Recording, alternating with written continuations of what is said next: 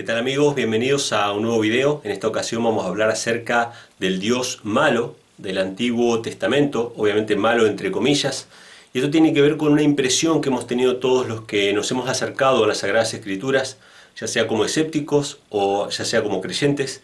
Hemos tenido este conflicto, ¿no? Al ver cómo este Dios del Antiguo Testamento en algunas ocasiones, en las ocasiones más extremas, manda a exterminar a toda una nación, ¿sí? Incluso utiliza a Israel como instrumento para castigar a una nación y exterminarla por completo, ¿sí? En algunos casos por completo, en otros casos parcialmente, en otros casos simplemente hacer la guerra hasta expulsar a ciertas naciones. Entonces, esto genera un choque, genera inclusive incredulidad en algunas personas. Y muchos creen que hay un contraste entre el Dios del Antiguo Testamento y el Dios del Nuevo Testamento, reflejado por medio de Cristo, ¿no? Entonces pareciera un Dios más benévolo, más piadoso en el Nuevo Testamento y un Dios más vengativo, más iracundo en el Antiguo Testamento. Voy a responder a esta cuestión en dos fases. Primeramente voy a responder a los escépticos, es decir, a los ateos, los que utilizan este argumento para descreer de las Escrituras o para descreer de Dios, y después voy a responder, digamos, a aquellos que son creyentes y que se ven perplejos ante tal circunstancia, o que quizá al hacer una lectura parcial de la Biblia les parece contradictorio. Sin embargo, todo tiene una explicación en realidad y hay una armonía perfecta en la Escritura, tanto en el Antiguo como en el Nuevo Testamento. Hablando acerca de los ateos, hay un gran problema. El que es ateo no cree en la Biblia como una fuente fiable de la historia. Es decir, no se puede tomar a la Biblia como una fuente verdadera. Entonces, cuando se habla del exterminio de ciertas naciones, nosotros no podemos atribuirle a ese relato una fiabilidad absoluta. Es decir, probablemente no fueron exterminados, probablemente no vencieron en sus batallas, por lo cual no se puede juzgar un crimen que no sabemos si realmente se cometió. Los que acusan a Dios de cometer un crimen como el crimen de genocidio, hablando acerca de estos exterminios que aparecen en la Biblia, de alguna manera están fiándose del relato, pero se fían parcialmente, porque el relato no termina ahí, el relato es más amplio, el relato habla de un Dios todopoderoso que mandó a exterminar a esas naciones. Si nosotros creemos en una parte del relato, que es el exterminio, y no creemos en la otra parte del relato, que habla de un Dios todopoderoso, que evalúa los corazones, que ve el fin desde el principio, que es omnisapiente, etc., entonces vamos a tener una visión sesgada. Entonces, si existe ese Dios todopoderoso, ese Dios omnisapiente, entonces no es un crimen, sino que es justicia, porque Dios ve el fin desde el principio y Él tendrá sus razones y sus motivos para determinar que cierta nación sea exterminada. Es decir, que se les acabe el tiempo de gracia. Entonces, la respuesta hacia los ateos o hacia los escépticos es sencilla. Si la fuente es fiable, entonces tenemos que confiar en todo el relato e incluir al Dios Todopoderoso en ese relato. Si la fuente no es fiable, entonces ni siquiera podemos creer o aceptar ciegamente que una nación fue exterminada. Ni siquiera es algo que se pueda probar. Es decir, o tomamos el relato completo o simplemente lo desechamos por completo. Entonces, siendo ateos, hay un gran problema con este argumento de acusar a Dios de genocidio. Si realmente existiera un Dios todopoderoso, no sería genocidio, sino que sería justicia y estaría ligada a su inexorable sabiduría y misericordia, justicia, bondad, etcétera, todas sus cualidades, todos sus atributos que están descritos en el mismo documento. Es decir, no podemos tomar una parte del documento, acusar a Dios de un crimen y desechar la otra parte del mismo documento que pone a Dios como juez justo y misericordioso.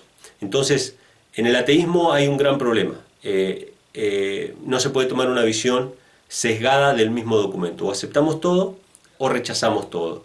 Si rechazamos todo el documento, nunca existieron esos exterminios, no tenemos prueba de que hayan existido. Por otro lado, quiero hablarles más bien a un público creyente, es decir, público creyente que a veces se ve perplejo ante estas circunstancias. Para aquellos que son creyentes, les diría primeramente que puedan echar una revisada a Juan capítulo 5, sobre todo los versículos 39 y 46, donde Cristo explica que tanto la ley y los profetas, es decir, el Antiguo Testamento, dan testimonio acerca de Él mismo. O sea que el carácter que vemos en Cristo es el carácter del mismo Dios del Antiguo Testamento. Y en Juan capítulo 14, versículo 9, Jesús vuelve a decir de manera tajante, el que me ve a mí, ve al Padre. ¿Por qué Felipe le dice muéstranos al Padre? El que ve a Cristo es como si viera al Padre, porque el Padre tiene el mismo carácter que Cristo. Por lo tanto, por más que fuera Dios el Padre el que habla en el Antiguo Testamento, que incluso habla en el Nuevo, porque Cristo dice que todas las palabras que Él habla no las habla por su propia cuenta, sino que es el Padre el que le da las palabras para hablar. O sea que siempre es Dios el Padre, es el mismo Dios del Antiguo Testamento que habla ahora por medio de Cristo. Entonces el que ve a Cristo, el que ve su carácter amoroso, el que ve cómo era Jesús, en la práctica puede contemplar en Cristo el mismo carácter que del Padre. O sea que o Cristo es tan malo como el Dios del Antiguo Testamento, o el Dios del Antiguo Testamento es tan bueno como Cristo. ¿Sí? Tan misericordioso, tan justo, tan bondadoso, tan amoroso. Entonces no puede haber contradicción, porque el mismo Cristo se identifica con el Dios del Antiguo Testamento. O sea que si hay un Dios malo en el Antiguo Testamento, Cristo se identifica con él. ¿Sí? Pero quisiera leer el pasaje en cuestión, que es uno de los más concretos. Hay varios en realidad, tanto cuando Israel va a ocupar la tierra de Canaán, tiene que exterminar a ciertas naciones y echarlas, algunas, pero también cuando estuvo establecido en Canaán tenía que hacer guerra y exterminar, por ejemplo, a Amalek.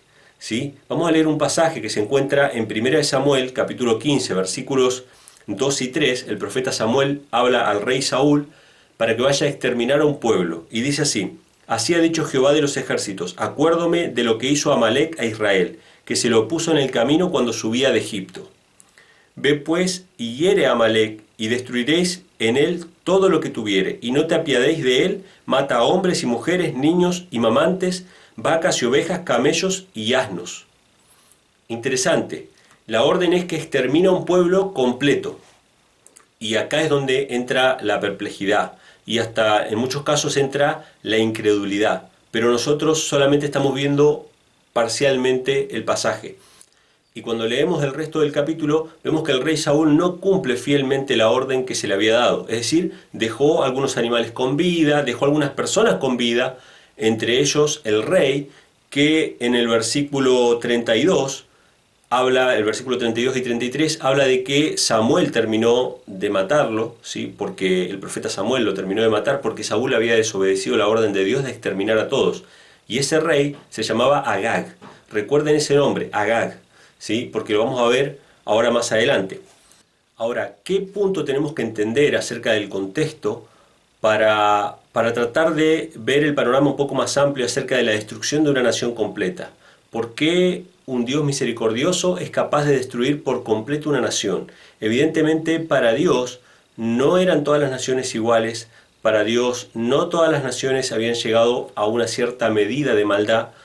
Y esta era la cuestión. Es decir, Dios tenía misericordia, era compasivo, le daba los frutos de la tierra, porque la Biblia dice que Dios hace salir su sol sobre buenos y malos y llover sobre justos e injustos.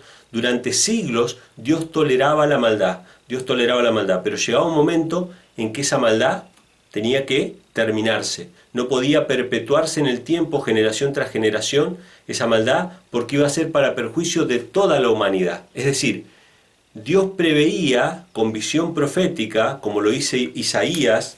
Ustedes pueden leerlo después, Isaías capítulo 46, versículos 9 y 10, de que Dios ve el fin desde el principio. Es decir, Dios con visión profética podía ver en qué iba a desencadenar la supervivencia de ciertas naciones, que iba a ser para destrucción de toda la humanidad en definitiva. Entonces Dios tenía que ir eliminando a ciertas naciones que llegaban a un tope de maldad.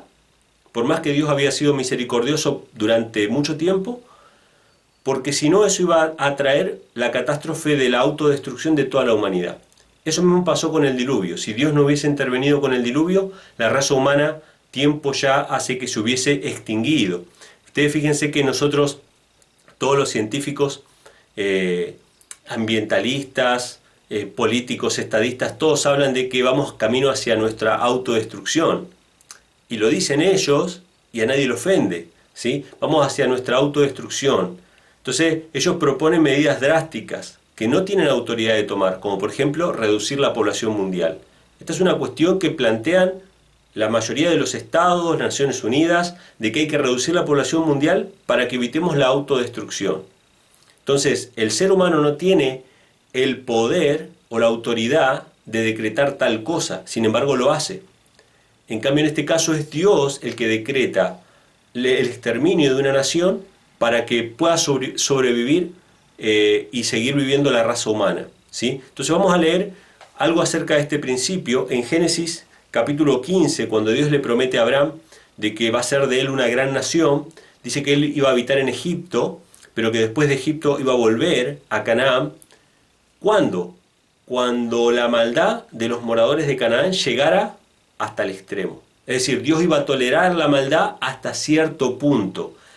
Y acá es donde entramos en un dilema ético.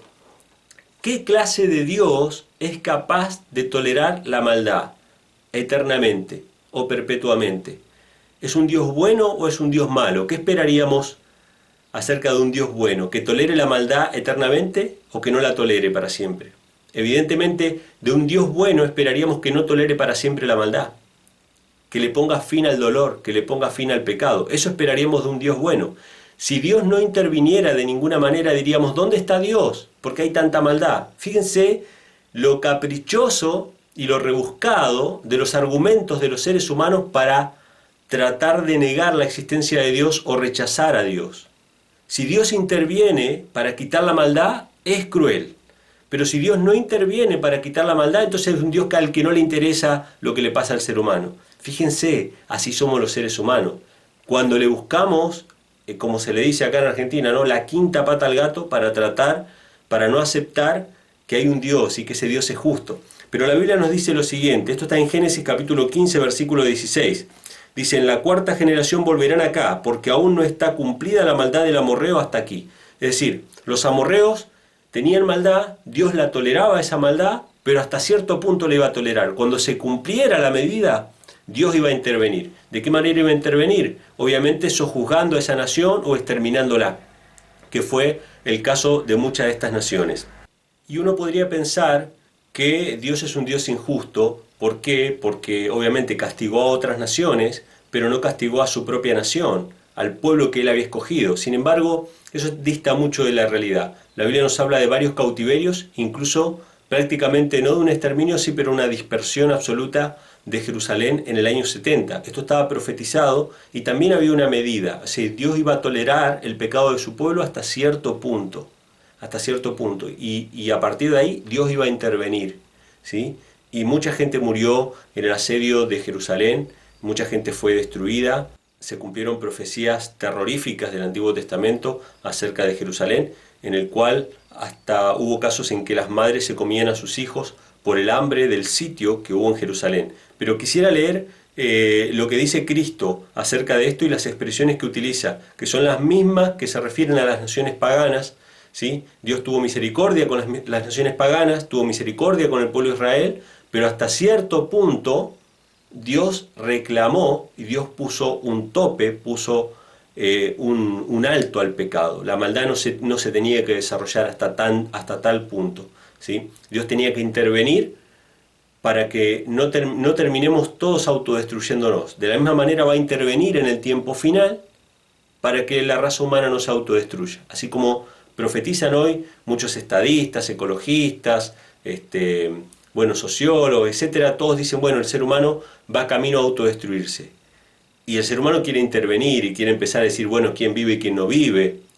Quiere intervenir como si fuera Dios, pero es Dios el que va a intervenir para que el ser humano no se autodestruya por completo. Es decir, Dios va a salvar a la raza humana. Entonces quiero leer lo que dice Mateo capítulo 23, versículos 32 al 36. Dice, vosotros también, henchid la medida de vuestros padres. O sea, Jesús le dice a los escribas fariseos que ellos estaban llegando a la medida de sus padres, que también habían sido castigados en el pasado.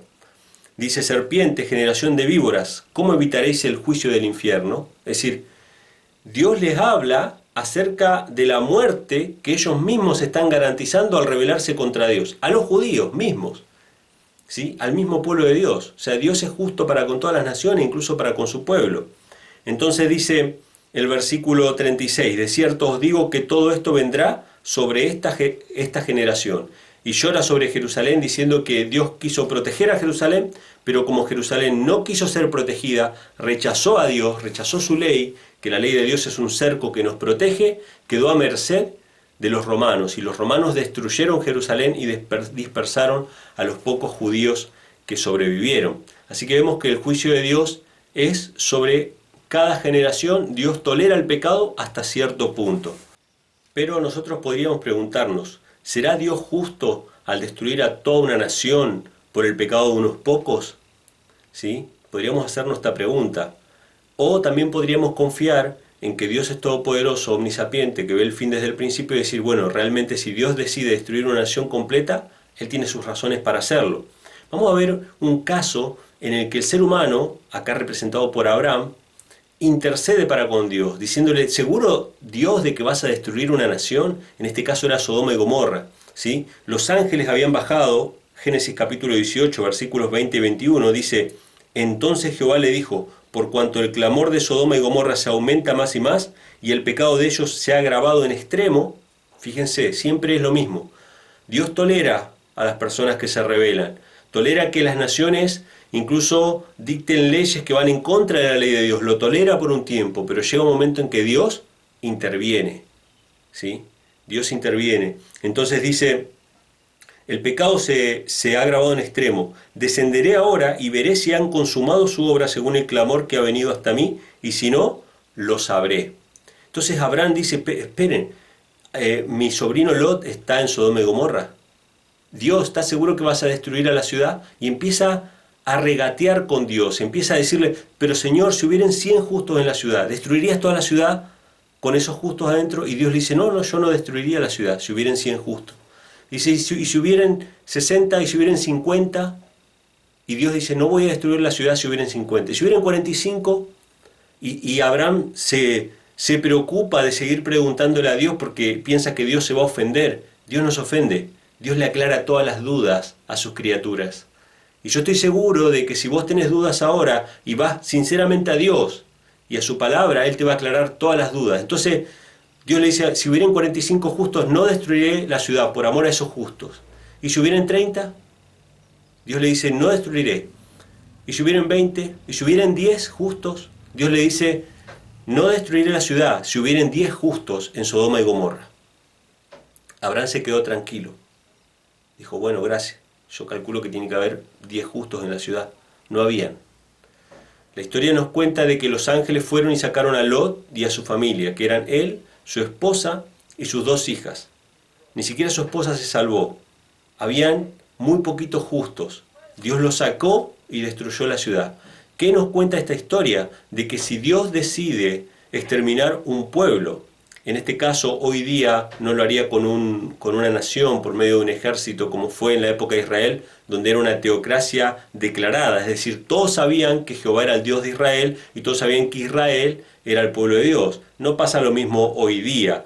El pueblo de Israel fue dispersado, hoy no tenemos leyes teocráticas que nos gobiernen, no estamos circunscriptos a un territorio geográfico, etcétera, etcétera, etcétera. Yo sé que hay muchos sionistas que creen que el Estado de Israel responde a la voluntad de Dios, pero no es así. Lo que está haciendo Israel realmente es un genocidio, ¿sí? Expulsando a los palestinos de su territorio, que lo tienen hace 2000 años, y ellos simplemente lo están usurpando, actuando por el propio odio xenófobo hacia otra etnia, simplemente. Sin embargo, en aquel tiempo Israel era declaradamente el pueblo de Dios y Dios era el Dios de Israel.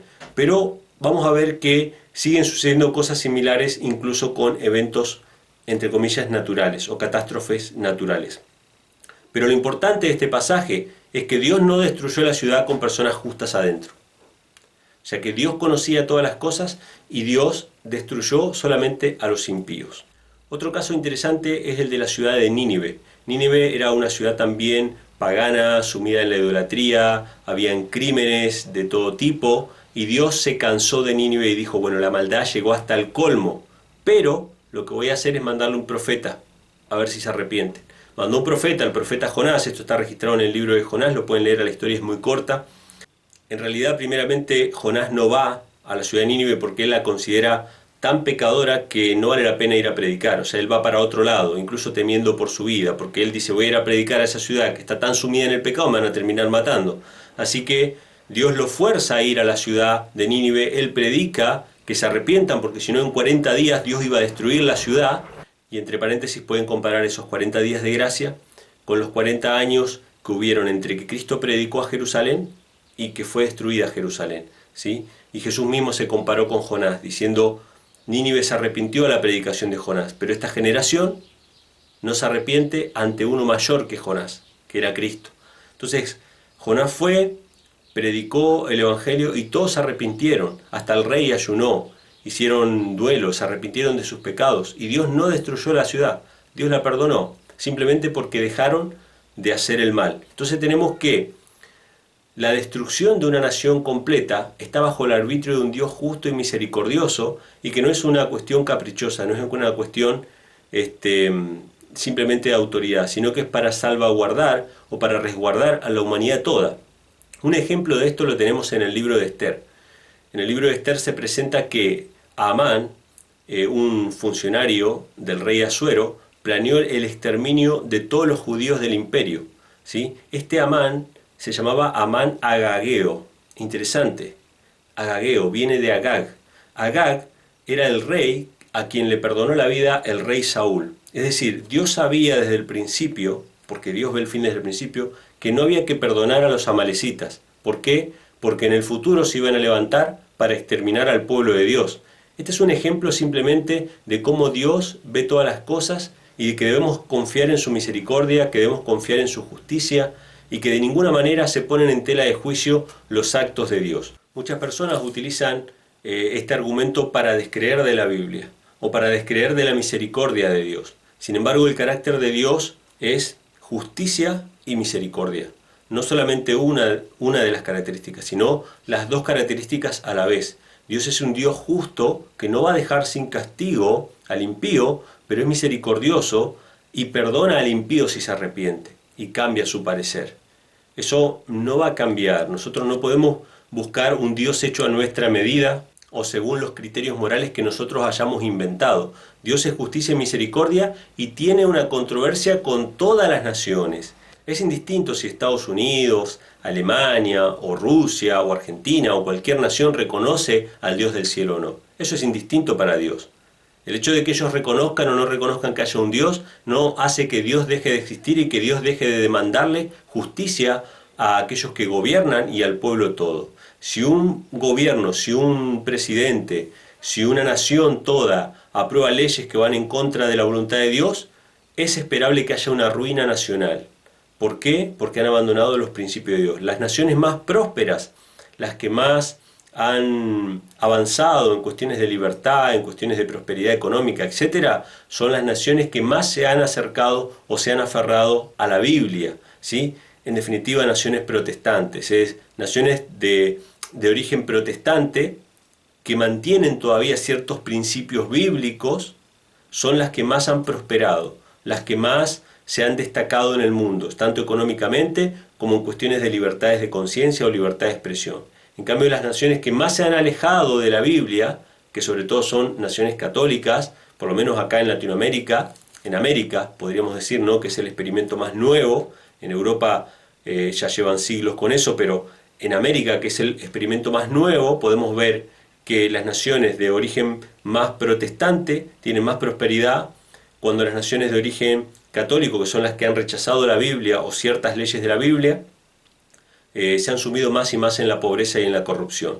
Y otra cuestión que quisiera mencionar son algunas catástrofes que han sucedido en la historia, y una de ellas, por lo menos la más llamativa, es la catástrofe de Pompeya, ¿sí? Una ciudad romana de Nápoles, una ciudad costera, una ciudad que había prosperado como un centro turístico en el cual había reinado la corrupción, a tal punto de que básicamente su economía dependía de los burdeles, ¿sí? Más allá de que era una ciudad con todo lo que tiene una ciudad, anfiteatros, etc., una ciudad romana, y la gente poderosa del imperio iba a Pompeya a veranear o de vacaciones, ¿sí?, y a consumir justamente la prostitución. Es decir, dependía básicamente de la prostitución. Era un centro de pecado, ¿sí? Estaban en contra de Dios. Y la historia nos cuenta que en el año 79 de la era cristiana, el volcán Vesubio hizo erupción, destruyendo por completo la ciudad, ¿sí? Sin embargo, quedó registro de cómo era esa ciudad. Cuando desenterraron la ciudad de Pompeya, vieron a través de grabados, de estatuas y de todo lo que fue preservado prácticamente intacto debajo de las cenizas, incluso los cuerpos, vieron que era un centro de corrupción y que eso había sido un castigo divino, ¿sí?, a la corrupción de esa ciudad. Es decir, Dios toleró el pecado hasta cierto punto. El instrumento que usó para destruir fue la naturaleza en este caso.